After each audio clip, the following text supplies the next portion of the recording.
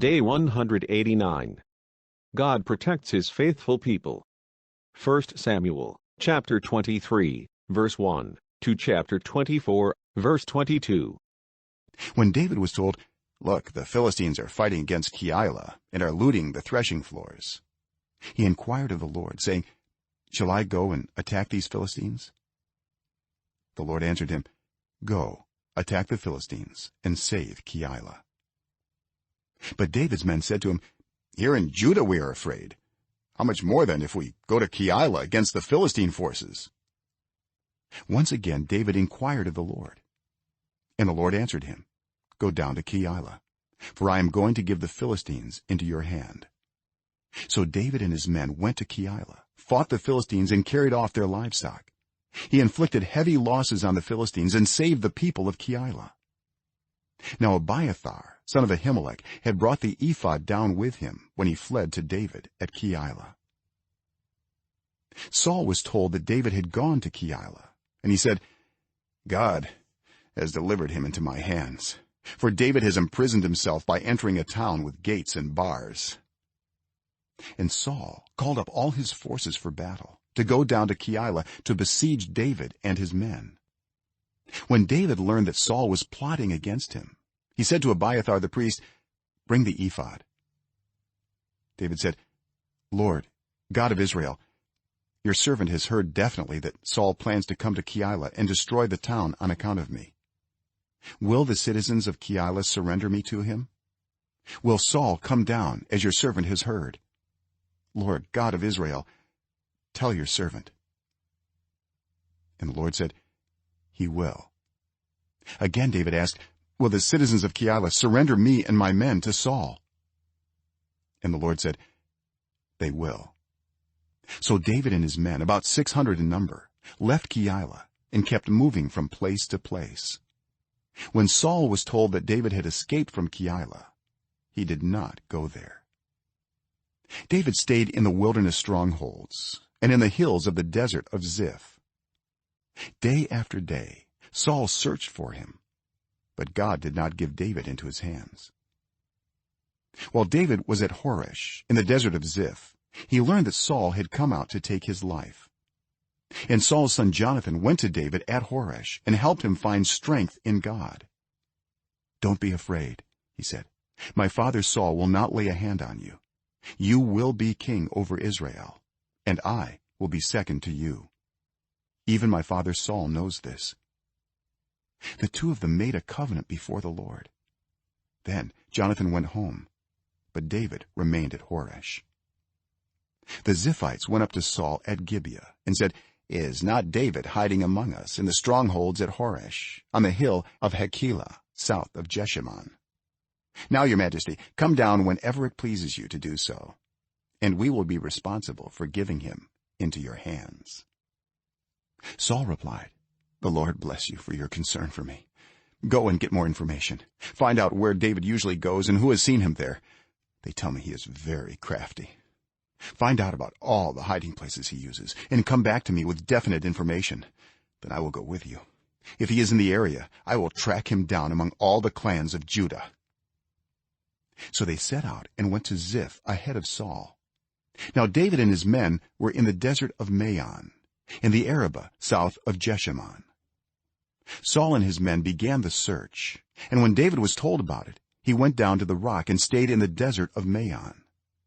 When Saul heard this, he went into the desert of Maon in pursuit of David. Saul was going along one side of the mountain, and David and his men were on the other side, hurrying to get away from Saul. As Saul and his forces were closing in on David and his men to capture them, a messenger came to Saul, saying, "Come quickly, the Philistines are raiding the land." Then Saul broke off his pursuit of David and went to meet the Philistines. That is why they call this place Selah Hamalekoth. And David went up from there and lived in the strongholds of En-gedi.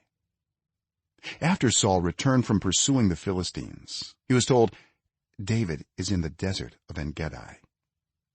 So Saul took 3,000 able young men from all Israel and set out to look for David and his men near the crags of the wild goats. He came to the sheep pens along the way, a cave was there, and Saul went in to relieve himself. David and his men were far back in the cave. The men said, "This is the day the Lord spoke of when he said to you, 'I will give your enemy into your hands for you to deal with as you wish.'" Then David crept up unnoticed and cut off a corner of Saul's robe. Afterward, David was conscience-stricken for having cut off a corner of his robe. He said to his men, "The Lord forbid that I should do such a thing to my master, the Lord's anointed, or lay my hand on him, for he is the anointed of the Lord." With these words, David sharply rebuked his men and did not allow them to attack Saul. And Saul left the cave and went his way. Then David went out of the cave and called out to Saul, "My lord the king." When Saul looked behind him, David bowed down and prostrated himself with his face to the ground. He said to Saul, "Why do you listen when men say David is bent on harming you? This day you have seen with your own eyes how the Lord delivered you into my hands in the cave. Some urged me to kill you, but I spared you. I said, 'I will not lay my hand on my Lord, because he is the Lord's anointed.' See, my father, look at this piece of your robe in my hand.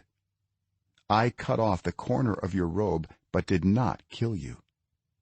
See that there is nothing in my hand to indicate that I am guilty of wrongdoing or rebellion. I have not wronged you, but you are hunting me down to take my life. May the Lord judge between you and me, and may the Lord avenge the wrongs you have done to me. But my hand will not touch you. As the old saying goes, from evildoers come evil deeds. So my hand will not touch you. Against whom has the king of Israel come out? Who are you pursuing? A dead dog, a flea? May the Lord be our judge and decide between us. May he consider my cause and uphold it. May he vindicate me by delivering me from your hand." When David finished saying this, Saul asked, "Is that your voice, David, my son?" And he wept aloud. "You are more righteous than I," he said. "You have treated me well, but I have treated you badly. You have just now told me about the good you did to me. The Lord delivered me into your hands, but you did not kill me. When a man finds his enemy, does he let him get away unharmed? May the Lord reward you well for the way you treated me today. I know that you will surely be king, and that the kingdom of Israel will be established in your hands. Now swear to me by the Lord that you will not kill off my descendants or wipe out my name from my father's family." So David gave his oath to Saul. Then Saul returned home, but David and his men went up to the stronghold. Daniel chapter 11 verse 28 to chapter 12 verse 13. The king of the north will return to his own country with great wealth, but his heart will be set against the holy covenant. He will take action against it and then return to his own country. At the appointed time he will invade the south again, but this time the outcome will be different from what it was before. Ships of the western coastlands will oppose him, and he will lose heart. Then he will turn back and vent his fury against the holy covenant. He will return and show favor to those who forsake the holy covenant. His armed forces will rise up to desecrate the temple fortress and will abolish the daily sacrifice. Then they will set up the abomination that causes desolation. With flattery he will corrupt those who have violated the covenant, but the people who know their God will firmly resist him. Those who are wise will instruct many, though for a time they will fall by the sword or be burned or captured or plundered. When they fall, they will receive a little help, and many who are not sincere will join them. Some of the wise will stumble, so that they may be refined, purified, and made spotless until the time of the end, for it will still come at the appointed time. The king will do as he pleases. He will exalt and magnify himself above every god, and will say unheard of things against the God of gods. He will be successful until the time of wrath is completed, for what has been determined must take place. He will show no regard for the gods of his ancestors or for the one desired by women, nor will he regard any god, but will exalt himself above them all. Instead of them he will honor a god of fortresses, a god unknown to his ancestors. He will honor with gold and silver, with precious stones and costly gifts. He will attack the mightiest fortresses with the help of a foreign god, and will greatly honor those who acknowledge him. He will make them rulers over many people, and will distribute the land at a price. At the time of the end, the king of the south will engage him in battle, and the king of the north will storm out against him with chariots and cavalry and a great fleet of ships. He will invade many countries and sweep through them like a flood. He will also invade the beautiful land. Many countries will fall, but Edom, Moab, and the leaders of Ammon will be delivered from his hand. He will extend his power over many countries. Egypt will not escape. He will gain control of the treasures of gold and silver and all the riches of Egypt, with the Libyans and Cushites in submission. But reports from the east and the north will alarm him, and he will set out in a great rage to destroy and annihilate many. He will pitch his royal tents between the seas at the beautiful holy mountain, yet he will come to his end, and no one will help him. At that time Michael, the great prince who protects your people, will arise. There will be a time of distress such as has not happened from the beginning of nations until then. But at that time your people, everyone whose name is found written in the book, will be delivered. Multitudes who sleep in the dust of the earth will awake, some to everlasting life, others to shame and everlasting contempt. Those who are wise will shine like the brightness of the heavens, and those who lead many to righteousness like the stars forever and ever. But you, Daniel, roll up and seal the words of the scroll until the time of the end. Many will go here and there to increase knowledge. Then I, Daniel, looked, and there before me stood two others, one on this bank of the river and one on the opposite bank. One of them said to the man clothed in linen, who was above the waters of the river, "How long will it be before these astonishing things are fulfilled?" The man clothed in linen, who was above the waters of the river, lifted his right hand and his left hand toward heaven, and I heard him swear by him who lives forever, saying, "It will be for a time, times and half a time. When the power of the holy people has been finally broken, all these things will be completed." I heard, but I did not understand. So I asked, "My Lord, what will the outcome of all this be?" He replied, "Go your way, Daniel, because the words are rolled up and sealed until the time of the end. Many will be purified, made spotless and refined, but the wicked will continue to be wicked. None of the wicked will understand, but those who are wise will understand. From the time that the daily sacrifice is abolished and the abomination that causes desolation is set up, there will be 1290 days. Blessed is the one who waits for and reaches the end of the 1335 days. As for you, go your way till the end. You will rest, and then at the end of the days you will rise to receive your allotted inheritance. Psalms 53 and 54. For the director of music, according to Mahalath, a maskil of David. The fool says in his heart, "There is no God." They are corrupt, and their ways are vile. There is no one who does good. God looks down from heaven on all mankind to see if there are any who understand, any who seek God.